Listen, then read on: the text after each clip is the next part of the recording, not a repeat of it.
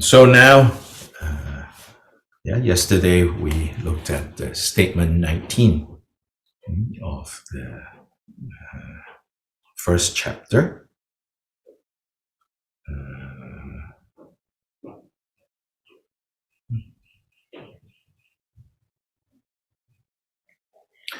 Now, interestingly, so statement 19 says, upholders of extreme views also have many virtuous practices.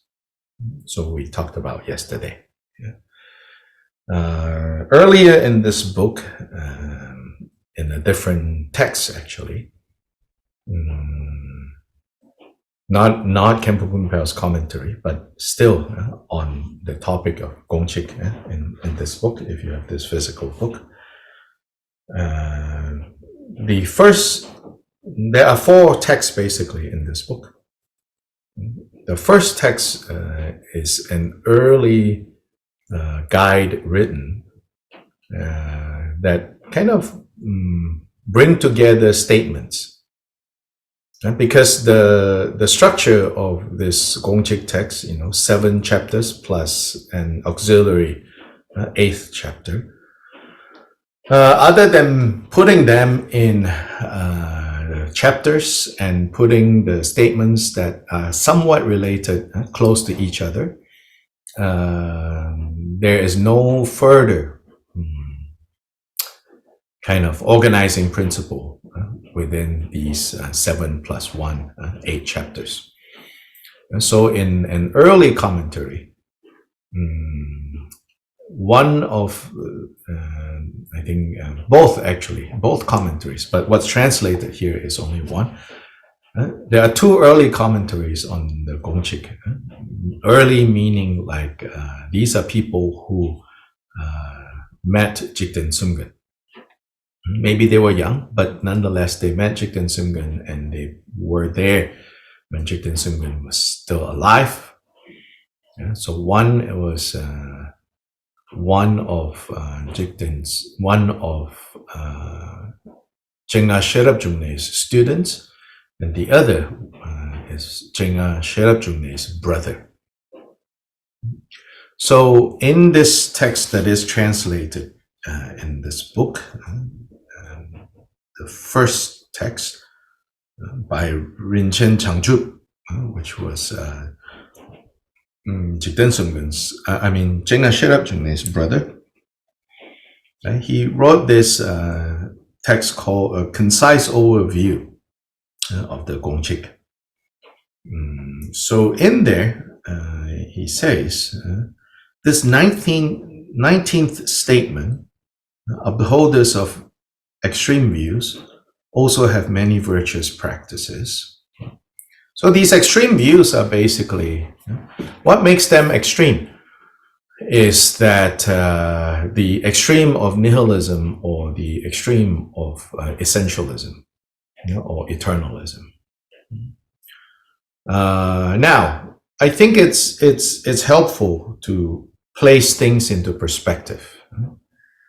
When the Buddha Dharma appears to be criticizing other systems, it doesn't say things like, oh, these other systems will lead you to the hell realms. These other systems are wrong in that way. Rather, for example, in this characterization of this system is an extreme view, or this system is an extreme view, basically what makes them extreme is, from the perspective of the Buddha Dharma, this particular view or that particular view prevents people from making a difference, prevents people from taking action to change things. So in the end, what's extreme is pertaining to, if you subscribe to a particular view of things, a particular view of what is the problem and what is the solution, those views hinder us from taking action. It renders actions meaningless. And so the problem with an all-powerful force or deity or being or entity being the determinant of what happens and what does not happen renders human agency meaningless, if not impossible. Like human beings, if there's an all-powerful force or person or being that determines what can and cannot happen, what will and will not happen, then from the perspective of the Buddha Dharma, it makes actions, individual actions, meaningless. Because whatever you do, whether the result will come or not, it's still being decided according to this powerful entity. The other kind of extreme view, which is the extreme of nihilism, also renders meaningful actions meaningless, because it's basically saying it doesn't really matter what you decide, what you do, because in the end, it's all meaningless. It will just end. That's it. So that's another form of extreme. So this is what makes it extreme. But even in this context, statement 19 says, but even among those who keep these extreme views, who have these extreme views, doesn't make them bad people, okay? Let's not misunderstand what is being said here. It doesn't make them bad people. It's just that from the, again, perspective of Buddha Dharma, it just means that, their understanding, impedes effective activity.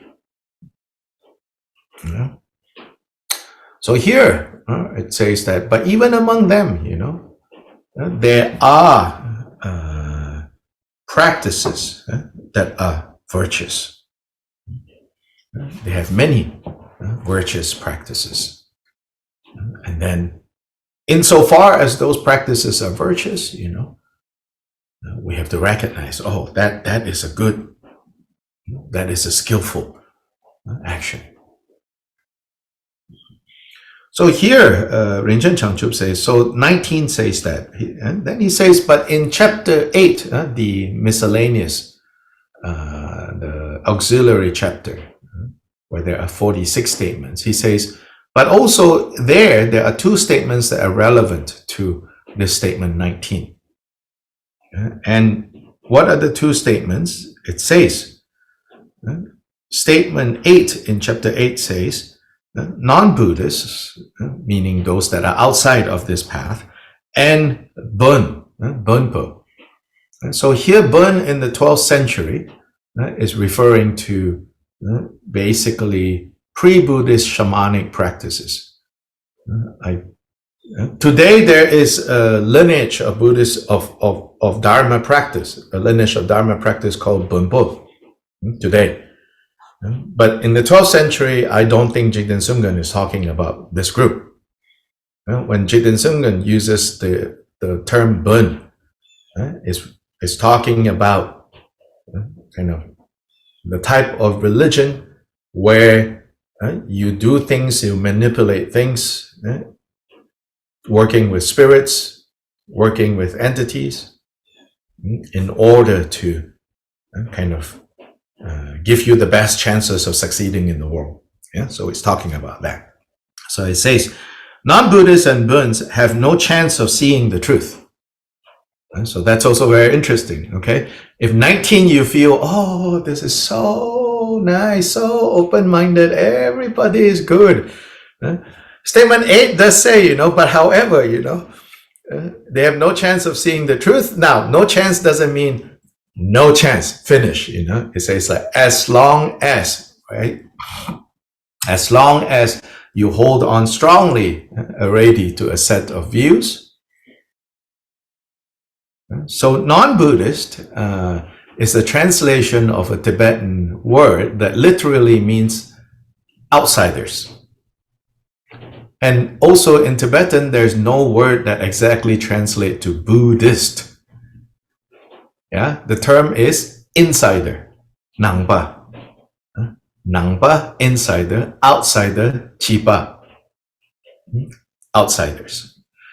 Now, of course, the immediate meaning of insider and outsider is like how we might use this term. Like, you know, you are one of us, and outsider, you are not one of us.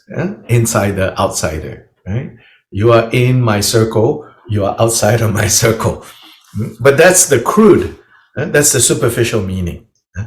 My people, my tribe, your tribe, right? Inside, outside. More to the point here is, more importantly, Nangpa, insider, means those who understand that happiness and suffering is an inside job, as I would say, as I've said, you know. Happiness and suffering is an inside job.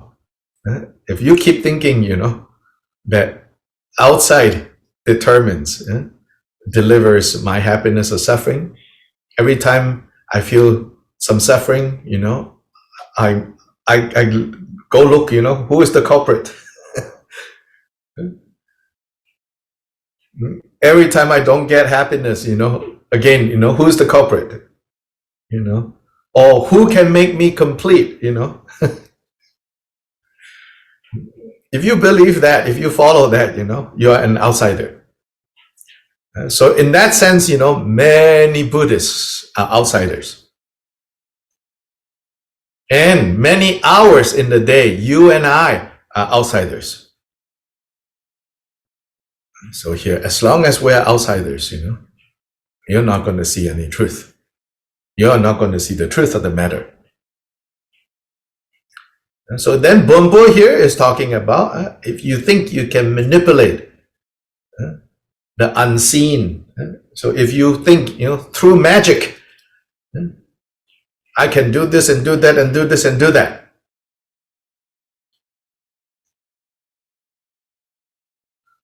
I would even extend that too, through technology, because magic is the technology of the ancient times. Now, you know, if you say, I'm going to rely on technology, then I'll be happy. Then you are not going to see the truth, you know.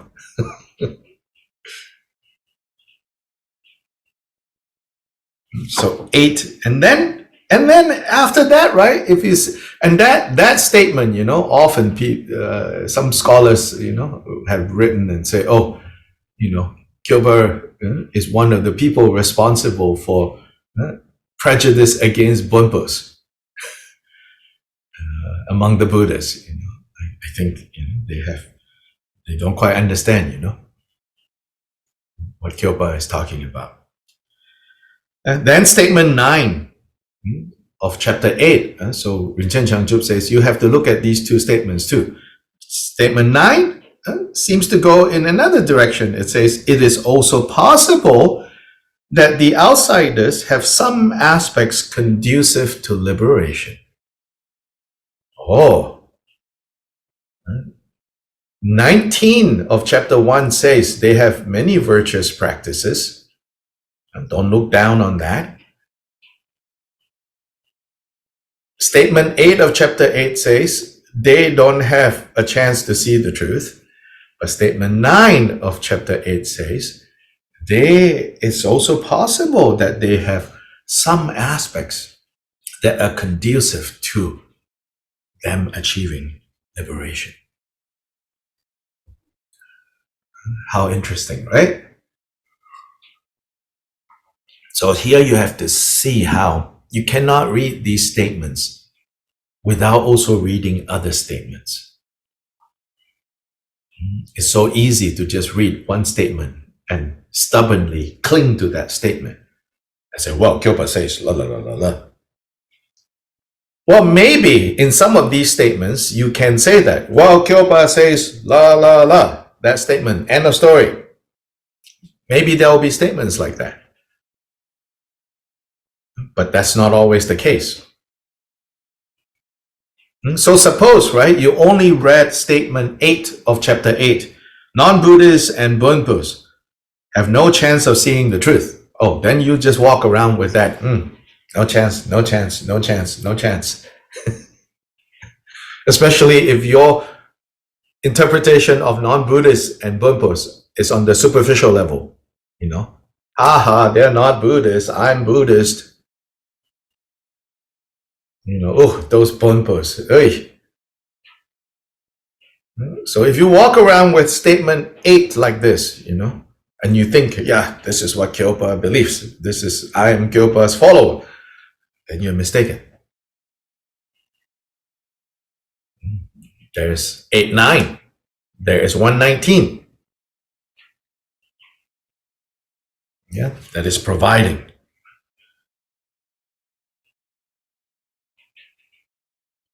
Not every statement has other statements.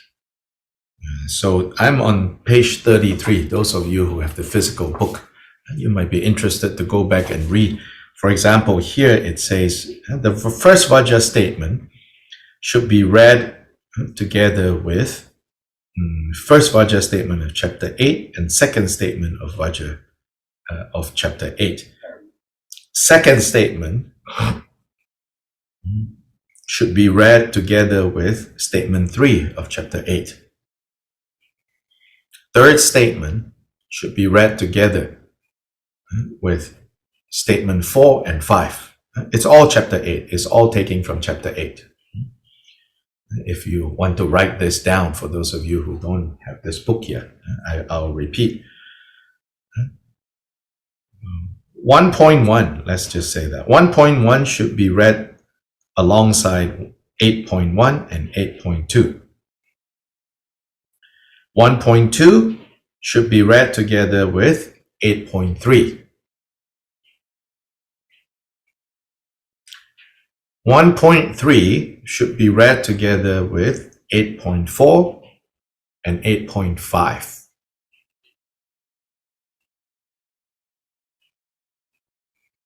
1.4 should be read together with 8.6. 1.11. So now we jump from statement 4 to statement 11, meaning statement 5, 6, 7, 8, 9, 10. There is nothing in chapter 8 that is particularly connected to them. So now statement 11 should be read together with 8.7. Then from 11 jump to 19. 119 should be read together with 8.8 and 8.9. Yeah. This is where we are since yesterday.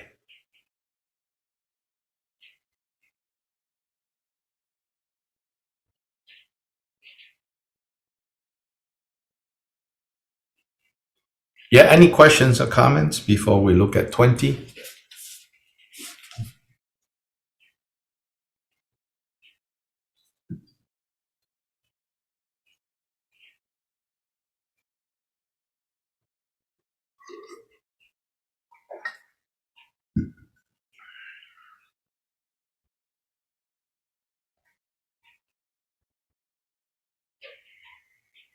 Yeah, if not, statement 20 says the difference between non-Buddhists, remembering this term, right? The difference between outsiders and insiders is distinguished through refuge in the three, refuge in the three jewels. Refuge in Buddha, Dharma, Sangha.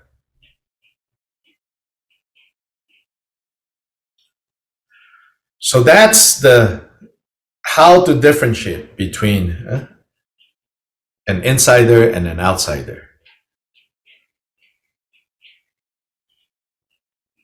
So Khenpo Kunpal says, as the unequal Lord Atisha said, the difference between outsider and insiders is the genuine acceptance of the three jewels as the only sources of refuge.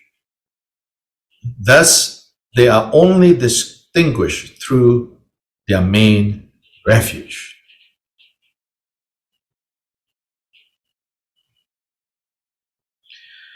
They cannot be distinguished primarily through any other factors such as view, conduct, compassion, or the four seals that signify the Dharma, and so forth. Yeah, so this is an interesting point. It is not through view, it is not through conduct, it is not even through the quality of compassion, it is not even through, in terms of view, you could say the view that is summarized by this, what's known as the four seals. The four seals refer to, somewhere Buddha taught that in order to authenticate whether a particular teaching is indeed a teaching of Buddhas or not, it says, well, does that teaching gets the seal of approval of these four seals? In other words, does that teaching go along with these four seals or go against the four seals? If it is in harmony with the four seals, then it is a Buddhist teaching, a Buddha teaching, a Buddha Dharma. If it doesn't, then it's not. And the four seals, and the translators give us, all compounded phenomena are impermanent, all defilements are suffering, all phenomena are empty and without identity, and nirvana is peace, is ultimate peace. So here Kyopa says, the real difference between an insider and outsider is the act of going for refuge. And so he actually, following in Atisha, so this is inspired by Atisha because Atisha taught this. As I said, Atisha was very important to Kyopa Rinpoche's way of thinking, Kyopa Rinpoche's understanding of the Buddha Dharma. So here, what Kyopa is saying is that if you say that it has to be the four seals, then the you could say the qualification to be considered Buddhist is too high.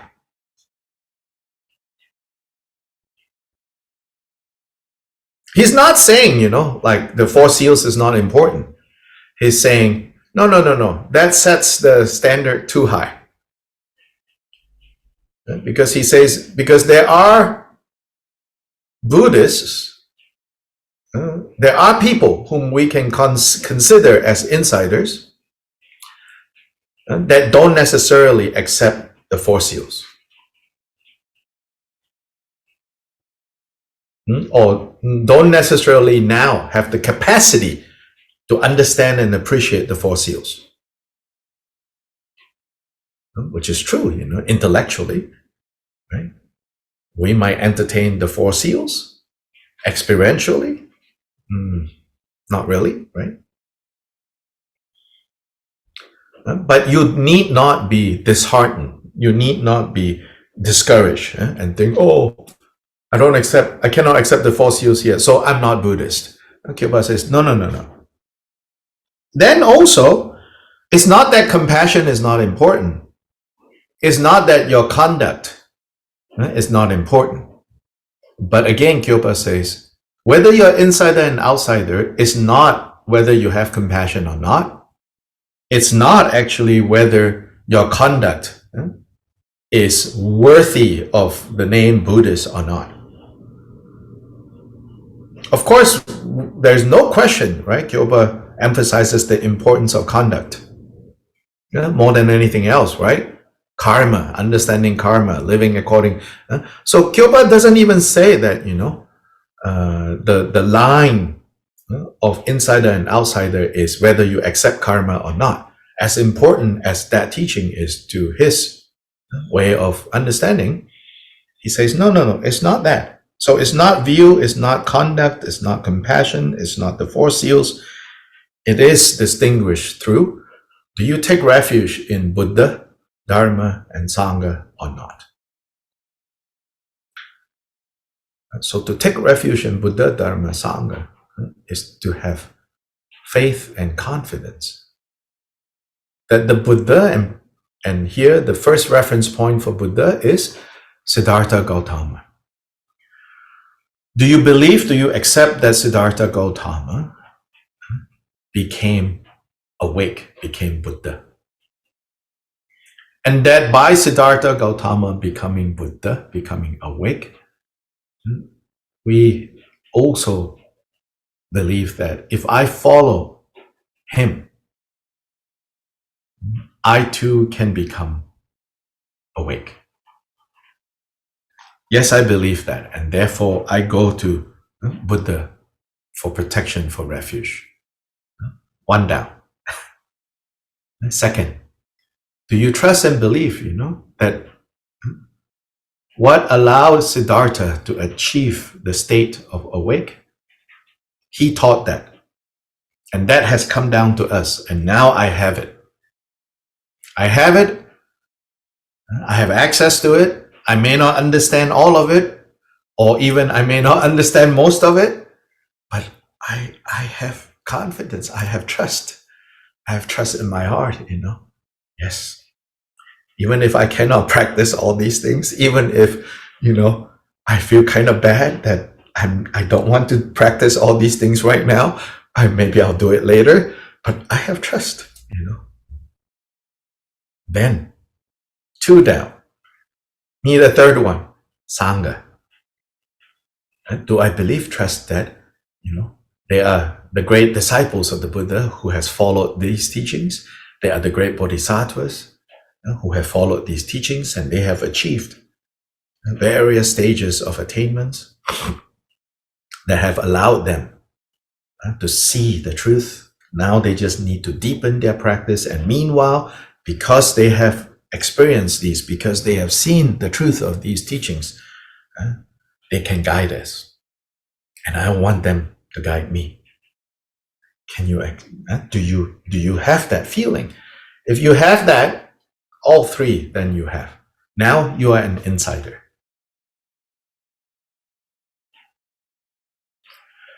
So I've met so many people who, and this is somewhat cultural, I think I've met more people in US than say in Latin America. People who come to teachings, everything, and then when somehow you ask or somebody asks, are you Buddhist? And a good number were like, no, not really, And usually when they say no, not really, it's not based on this criterion, refuge or not refuge. Often it's based on something very unrealistic. Like, oh, I'm not Buddhist. And then when you interrogate or you ask a little bit more, why are you not Buddhist? And then they tell you why, Sometimes you hear, you're like, oh, you must have misheard my question. My question is not, are you Buddha? I say, are you Buddhist? Because they think, to become Buddhist, you have to be like Buddha. I say, no, Or sometimes, the people who say, oh, yes, I'm Buddhist. If you, again, you interrogate a little bit, you ask a little bit, this is the opposite problem. They will tell you the four seals, they will tell you emptiness, or they will tell you compassion, all of that, good stuff, right? But no trust in Buddha, Dharma, or Sangha. They only trust their own intellect. They only trust how smart they are, really. When suffering comes, they say, oh no, I cannot attend Dharma teachings. I need to take care of myself now. Okay, bye-bye. Then they isolate themselves. They don't reach out to Sangha for guidance. See, if you trust your intellect, Your intellect will fail you when suffering turns up.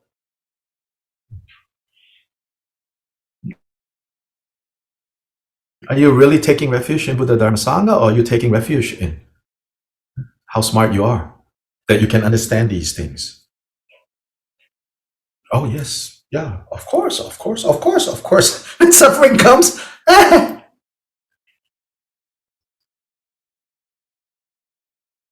yeah, if you are listening to me, maybe you think I'm smart, but part of thinking that I'm smart is also whether you admit it or not openly. You're also thinking that you are smart. That you are very smart and you can understand what I say that sounds kind of smart. You're like, I like this. It's not refuge yet, It just means like, oh, this is sophisticated. And I can understand sophisticated things. I must be a sophisticated person. Then you're taking refuge in the sophisticated person. You're not taking refuge in the Buddha.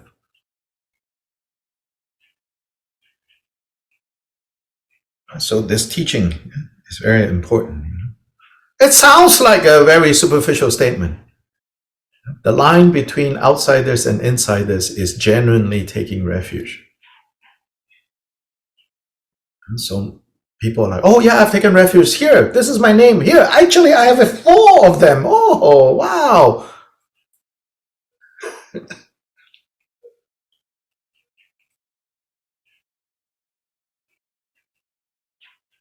Or I'll take refuge. And this is a Tibetan kind of problem with which Our Holiness always makes this point. Also, people think taking refuge is, following some guru. Oh, I took refuge. I took refuge in this Lama, this Rinpoche, this Tuku, this Khenpo, this Lopan. Refuge is in Buddha Dharma Sangha. Doesn't matter, actually, who facilitates the ceremony. Doesn't matter what lineage. All that matters is you from your heart has some warmth to Buddha Dharma Sangha and trust. That's the beginning of refuge. Of course, the beginning of refuge and refuge firmly established are 2 different things. Yeah. But here, just the beginning of refuge, some warmth, of Buddha Dharma Sangha. When you think of refuge, you think Buddha Dharma Sangha. And not like, oh, I like this Lama, I like that teacher, then I did ceremony with him, I traveled so far to do ceremony with him. Then it doesn't help when culturally it is true. Tibetan Lamas tend to use refuge ceremony as a way to own. Now you're my disciple. Because giving a name to someone is like, culturally, it's like your child, My parents name their children. So now if I gave you Dharma name, and often even this practice, Tibetans will take one part of their name and give it to their students, kind of to show, kind of like lineage, kind of like paternity, so to say, maternity, so to say. Since, there's no actual DNA, well, hopefully not, involved, so name, So if my Dharma name, is Bob Smith, then all my students, will be Bob this, Bob that, Bob this, Bob that, or Smith this, or this Smith, that Smith. Again, every time Our Holiness gives refuge vows, he says, please don't misunderstand this. You're not taking refuge in me. The act of refuge is not about this lineage, this Lama, that Lama.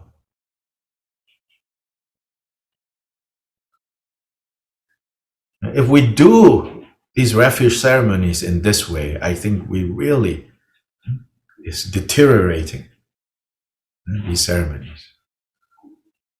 Every time you are in a situation where someone is giving refuge, and what that means is facilitating the act of taking refuge, you take it.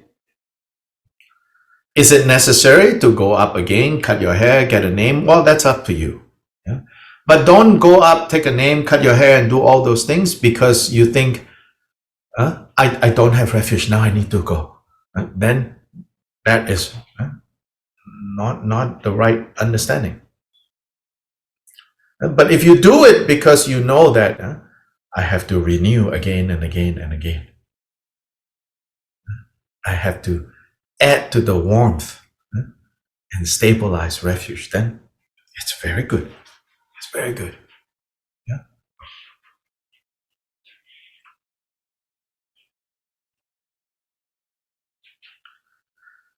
So this statement 20, right? In Rinchen Changchup's commentary overview, he says, read it together with 810. And 810 says, non-Buddhists also have vows and compassion. So don't just think, because so what 810 is actually saying is that outsiders, they also have the kinds of vows that we have. Don't kill, don't steal, So on that basis, this is the meaning of why you read it together with that statement. On that basis, simply because you have a vow of not killing, not stealing, doesn't mean you are, doesn't mean you have taken refuge. Because you have compassion, doesn't mean you have taken refuge. So those wonderful things, wonderful qualities, insofar as the question of whether you are insider or outsider, cannot be decided by those good things. Because even among outsiders, they have vows. In fact, like a lot of the monastic practices, like for example, in the summer rainy season in India, the Buddha instituted a rule that all monks and nuns should not travel during that time. Instead, they should stay in one place and stay there unless there is emergency, unless it's dangerous to continue to stay there, unless someone is very sick and needs you to go help them. Otherwise, for a duration of 90 days, more or less, monks and nuns should stay put. So it's called entering Varsa. Varsa means like the rainy season retreat. So once you have entered Varsa in a particular monastic boundary, then you have to remain within that boundary for the entire period. And that apparently, we know from how this rule started, is basically a king, a local king, was taking notice that the Buddha's monks and nuns were traveling during the rainy season, going here, going there. And he also noticed that during the rainy season, there's a lot of creatures, because of the rain, it caused them to be all over the place. And so when then these monks and nuns travel around, move around, right, which is basically walking, in those days, most people walk. There's no cars, definitely. There's chariots, who is rich enough to have a chariot, right? You walk. And when they don't walk, they are trampling on these creatures. And this king, in fact, noticed there are some other religious groups where during the rainy season, they have this rule, don't travel. Particularly, probably the Jains. The Jains are very meticulous about not killing. To the point of even like plants and trees, they say have a very low level of sentience, that we should not even harm them. So particularly the Jains, maybe that example. So this king, went to talk to the Buddha and said, I see that you don't have this rule, and I'm afraid like your disciples are kind of causing harm. And on top of that, other people see that, and they might not have that much respect, for your community. So you want to think about it, because this will have implications. And so when prompted in that way, the Buddha then said, yes, I think it's a good idea. Yes, I think we should institute this practice of staying in one place and not traveling during this rainy season. So then this is how the Vajra tradition started. So this is showing how, other traditions, other religions, they because, virtue, non-virtue, compassion, as Dalai Lama says, these are universal values. Yeah, you don't need to have taken refuge to recognize, oh, that is good. Oh, no, that is not good. Yeah. So this is statement 20. So today, I think we will end here with statement 20. The next few lines is all about the difference between this and that, the difference between this and that. So now that we have determined, right, the difference between insider and outsider, then the next question, so to say, to determine is, once you are insider, well, there are also two types of insider. Those who follow the lesser vehicle and those who follow the great vehicle. And then what is the boundary? What is the line that distinguishes between the two? That's verse 21. Then verse 22 is like, okay, now you are in the great vehicle. Okay, what is the line between the perfection way, meaning the paramita tradition, meaning the sutra tradition within the great vehicle, and the secret mantra tradition within the great vehicle? Where is the line? And so the next couple of lines is about these lines.